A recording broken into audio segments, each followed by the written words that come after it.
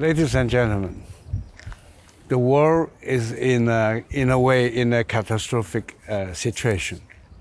So what is going to happen in the near future? Well, it is sad when you make forecasts telling people that catastrophe may come. And unfortunately, in the last 2 years or 3, I have been giving a New Year forecast every year. And every time, I think since the New Year 2020, every year I told people, this year we can expect quite a few catastrophes. And unfortunately, I was right. I hope that better if I was wrong. And so 2020, we have the catastrophe of the COVID-19. The Communist Party of China successfully managed to create a pandemic. I'm not kidding. I may not have all the evidence, but you just tell me, how come that they, in China, in Wuhan, on the 23rd of January 2020, they stopped all domestic flight, but no stopping any international flight. So thousands of Wuhan infected people were flying all around the world. Why? Are they so absent-minded? I don't think so. There is a plan behind it, okay? So, and then in 2021, the COVID became even bigger problem in the world. It was a true pandemic, and unfortunately, the catastrophe continued, and that we all think about today, of course, and that is the invasion of Russia against Ukraine on the 24th of February. Now, ladies and gentlemen, this is still not the final big catastrophe. I am afraid that bigger catastrophes are on the way. Why I say so? Well, one example I can give you why a bigger catastrophe is on the way. But how big this catastrophe will be, it depends on our perception. If we are much aware of this coming catastrophe, so we can adjust our way of seeing the world, our way of planning our activity, then the forthcoming catastrophe can be more under control. That we all experienced the invasion in Ukraine by the Russian army as a big catastrophe because we were surprised. Particularly in Western Europe, most people, they couldn't even dream about that the Russia would start such a big-scale invasion in Ukraine, and without any fear of any reaction from NATO and from Europe and from European Union. It looks like that Putin is not afraid of European Union and NATO. So there must be some reason, right? I tell you why he dared to start the invasion. Not only because Putin wants to be, to rebuild the Russian empire as it was. It's not the only reason. You must be sure that you have the power to do that also, because a war costs a lot of money and lots of soldiers' life and so on. You need to think twice, right? Now, why they dare to do it? Because they think, Russian or Russia and Putin think that he has a rich partner, and that is Chinese Communist Party. I'm not kidding. You may think that China has been neutral. In United Nations they never give the vote to condemn Russia, but they also did not claim that Ukraine was wrong. They say they are neutral, but they are not neutral. Why? First of all, Putin, just before he launched the invasion, where was he? He was in China. The 4th of February, he was in China. The 4th of February is the opening ceremony of the Winter Olympic in Beijing. But he was not interested in the opening of Olympic. He was there. He was just using that as an excuse to be in China, so that nobody noticed, nobody take it as anything critical. Yeah. Actually, most important thing is the day before the opening ceremony, when he had a long talk with Xi Jinping, the Chinese Communist Party leader, and got all the green light from Xi Jinping. No problem. If European Union give you a sanction, economic sanction, financial sanction, yeah, and America do the sanction, I buy your oil, I buy your gas, and all this $1 billion you lost because of the sanction, you can get it from me. Yeah? And actually, they probably talk much more about just that, because we all know CCP, Chinese Communist Party, they also have a kind of, you can say, a potential front of war, and that is South China Sea and the Taiwan Strait. Yeah? They also, in a way, need Russia, because Russia is not that strong and big now as before in the Soviet Union time. But still, Russia is a big military power, either number 2 or number 3 in the world in military power, right? And they need Russia to distract the Western countries, yeah, so that hopefully they cannot put all forces to South China Sea and Taiwan.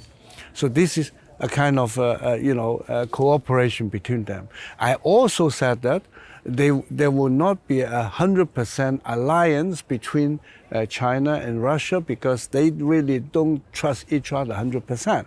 But they cooperate if it is in their own interest. For example, Russia can sell a lot of oil and gas to China, and they can get a lot of money from China, then they cooperate. And China, the same thing, if they can buy a lot of oil and gas, then they will cooperate. And if Russia can help them to distract the Western power, so that they can have more chance to be successful in South China Sea and Taiwan. So there is only when there is an advantage for either side of them, then this side will be cooperative. That's the relationship between them. Now, I'm saying that the next catastrophe will be bigger, and maybe people in Europe don't think that, the problem, the potential conflict in Taiwan and in South China Sea is that serious as, like Ukraine, because it's so close to us in Europe and it is already burning, right? But hey, this is a big difference, because Ukraine has not a kind of international global strategic position. Ukraine, Putin look at Ukraine as a kind of area that he has the chance to take it back, like in Soviet Union time, yeah, and before Ukraine joined NATO and joined European Union, yeah. But in the case of South China Sea and Taiwan Strait, that is something really serious, because Taiwan is an important part of an island chain that stopped the Chinese Navy potentially to come out to blue water, that is the big Pacific Ocean, right? They have to go through this island chain. And this island chain, you have a strong American military presence, yeah, from Japan to Okinawa and Taiwan and Philippines and all this, yeah. So if China manage to occupy Taiwan, then you can say there is a big hole in the chain, a big disconnection in the chain, so that the Chinese Navy can then easily enter Pacific. And when they manage to enter Pacific, that will not be a kind of local conflict, then it's a global conflict. This is important. And the same thing with South China Sea. 1/3 of the world trade goes through South China Sea. If the Communist China control the South China Sea, 1/3 of our trade are dependent. They can stop us. So this is a big, big problem. Yeah. So, and this China and Russia cooperation or strategic cooperation is really dangerous. Please don't forget that back to the time when Putin was in China, he signed actually an agreement with Xi Jinping, right? And the agreement say the two countries will cooperate without any limit in all areas. So that says a lot already. And China probably also discussed with Russia in the cooperation in military area. And because in some military area, the Chinese Communist Army is quite advanced. Maybe sometimes in some area more advanced than the Russian, and in other areas it's the opposite. So they are going to cooperate, such as anti-satellite weapon, hypersonic weapon, and also quantum computing. China is even more advanced than Russia, and Russia are probably more advanced in nuclear weapon, and also in quantity. They are number 2 or number 1 in quantity of a nuclear weapon.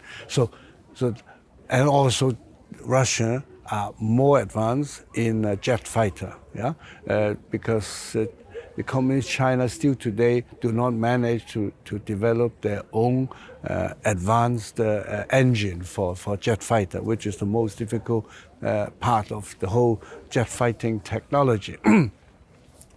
So what I'm trying to say is China is the big potential danger. Russia is a danger, but China is a much bigger danger. To make it simple, I can just remind you that the Chinese economy is 9.8 times, so almost 10 times that of Russia. So when you make war, you need money.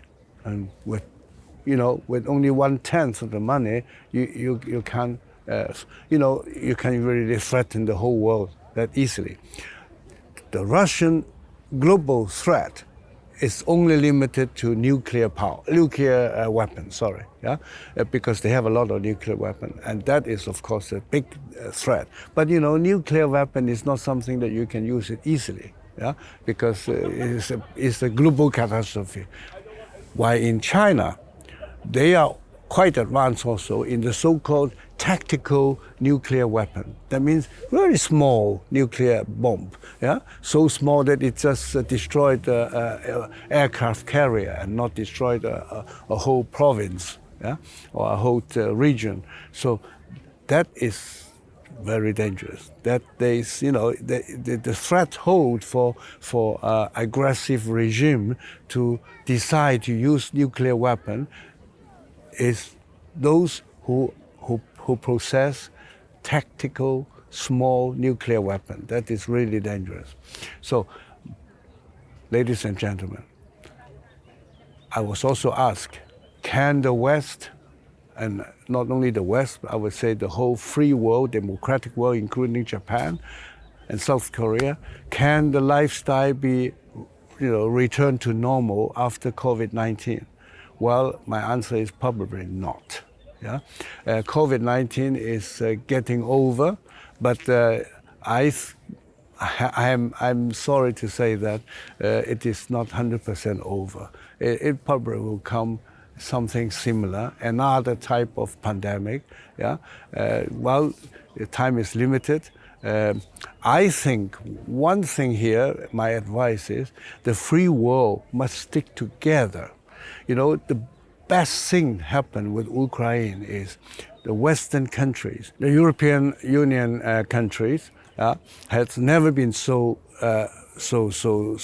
high degree of solidarity than now, which is very good. and actually should not be limited to European Union. We must understand there is an axis of evils: Communist China, Russia, Iran, and maybe North Korea too. This is the axis of evils. And they are threatening the whole free world. And if the whole free world, do not understand this is the most urgent danger, and rather spending their time in arguing about climate change and gender issues and all this, then we are really in danger, because nothing is more fatal in error is when you put priority on wrong things. So don't just do the things right, do the right things. So the highest priority must be put when it comes to national security or in all matters. The most important issue today is to stop this possible aggression from China, Russia, and Iran. Thank you for today, and God bless you.